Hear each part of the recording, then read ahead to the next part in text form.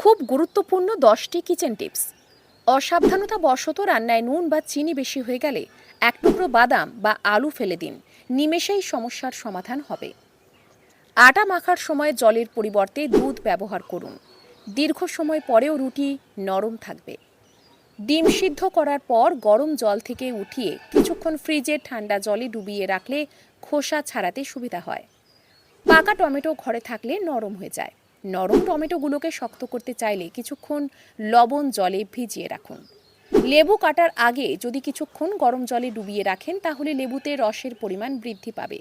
পেঁয়াজ বেশি দিন সংরক্ষণ করতে চাইলে পেঁয়াজের খোসা ছাড়িয়ে পত্রিকা দিয়ে মুড়িয়ে রাখুন, খুব ভালো অবস্থায় থাকবে। অনেকেই বাজার থেকে কাঁচা লঙ্কা কিনে সংরক্ষণ করেন।